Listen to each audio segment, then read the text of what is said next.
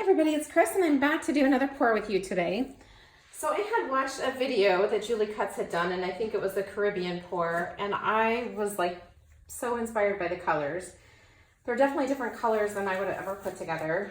Her colors are a little bit different than what I'm using today, but I'm just kind of using what I have and kind of what I thought were similar, but would still be pretty together. And I will tell you that these are colors I normally would not do on my own for sure. So I think sometimes it's good to kind of look around and see what's out there on YouTube just to kind of inspire you and push you out of your box a little bit. So I already have my cups poured, and today I'm going to pour on a 12 by 24 canvas. This is a painting that I did not like how it turned out. Certainly not what I was going for. And so I didn't like it. So I decided I would just pour over it, which is a fantastic thing that you can do with this art form. So this canvas had not been varnished. I had just poured on it, and I just took a light sanding sponge and just lightly sanded it to make sure that I didn't have any bumps on it.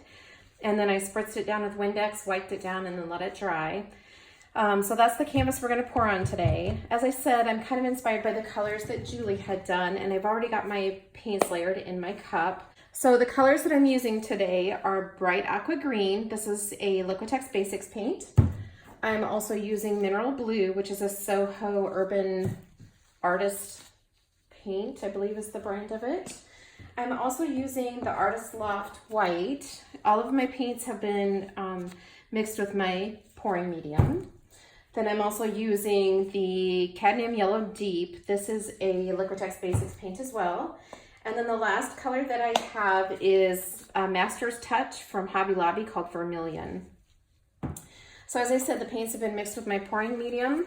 My pouring medium is 4 cups of Floetrol that has been strained, 1 cup of Glue All, a half a cup of Liquitex pouring medium, and a 1/4 cup of water. I've got 5 7-ounce cups here. All of the cups have been sprayed with the WD-40 silicone spray. I'm not using that to create cells. I'm just using that so that my paint releases from the cup. As I said, this is a 12 by 24. It's a deep canvas.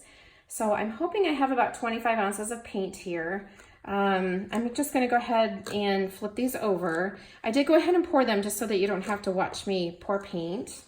And I'm gonna flip them over towards the top. And we'll see what we get. As I said, these are colors that I normally would not put together. But the painting that Julie did was just so beautiful. And kind of enamored with Caribbean and tropical things right now because we're trying to decide where we want to get married next year. So we've definitely been looking at the Caribbean and Florida. So I thought, well, let's see what we get. You can see that the paints have all released from the cups. I'm going to start in the middle, and I'm going to pull the cup down to the bottom of the canvas. So the goal is to try to stretch the paint out towards the bottom. Gonna let it kind of ooze out of the top there, and then just pull it down. That vermilion is very prominent, isn't it? And I really didn't think there was a lot of it in there. That's interesting. I was worried that my yellow would take over because my yellow always seems to take over. I'm just gonna go ahead and pour this leftover out here on the corner to try to make sure that my corners are a little bit easier to cover. As I said, there's no silicone in these paints, so this is just the pouring medium reacting with the paint, and then the colors reacting with each other. One of the reasons I like to put the Artist Loft White in there is I find that sometimes it'll create some really cool webbing. And the Mineral Blue also does some cool stuff, as you can see. So we're gonna let that sit there and kind of meld a little bit. Looks like I have plenty of paint for my canvas. And you can see that everything's kind of pulling together and filling in. I think it's very interesting that there's no silicone in these paints, and yet there's crazy amounts of cells. So I'm gonna grab my torch and just pop the bubbles.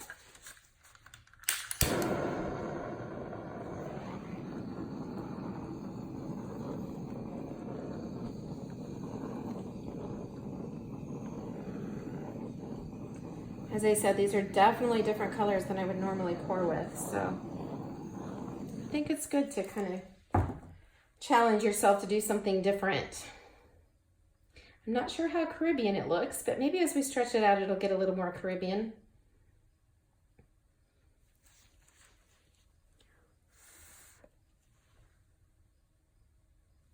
love all the little cells and the stripes that we have going on. All right, so I'm gonna go ahead and pick it up. We're gonna start by tipping off of the top of it since we've almost got that covered anyway. So to me, that's kind of the easy way to start. And hopefully I can keep you guys in frame. I'm just gonna kind of go back and forth because I do want to try to retain my lines if possible. Because I think that's kind of a cool feature of a pour like this. And then we're gonna try and get those corners covered if we can. And then I definitely want to get over in the middle here. And there goes the middle. And then down to the one corner. And then I'm just gonna slowly let my paint kind of creep back down to get the weight of the paint kind of more in the middle. And then we're gonna see if we can get the bottom of it covered. Got some crazy cells there on the left side and kind of in the middle. It's interesting how different the paints reacted on the right side. So just tipping back and forth, kind of trying to keep those lines retained. I like that some of that yellow is starting to pop out on the left side.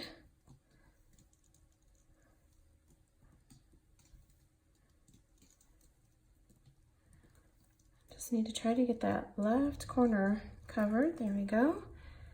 And then I'm gonna kind of try to take it down on the right to kind of run a little bit of it down there to get that side covered. And then just gonna kind of go up back towards the top a little bit to kind of get our paint evened out. All right, let's see if I've got you in frame there. I apologize, it looks like my lights are kind of creating a glare for you. Sorry, if I turn the lights off, it's too dark in here, so. All right, so that's kind of interesting. Definitely different colors. I don't think I achieved the Caribbean part. I thought I actually had a lot more white in it too, so I'm kind of surprised that some of my color right here is beautiful, but boy, this sure isn't down here, but we'll see. It could end up changing. I can see where some of my yellow started to come through, so we'll see what happens as it dries. Okay guys, well, I don't think it's very Caribbean-like.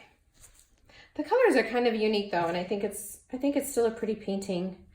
Definitely got some cool cells in here with the rings of color, but kind of an interesting painting. Definitely different than what I normally do. So, and that's what it's all about, is experimenting and trying new things and see what you like and what you don't like. So there we go. There's our island pour.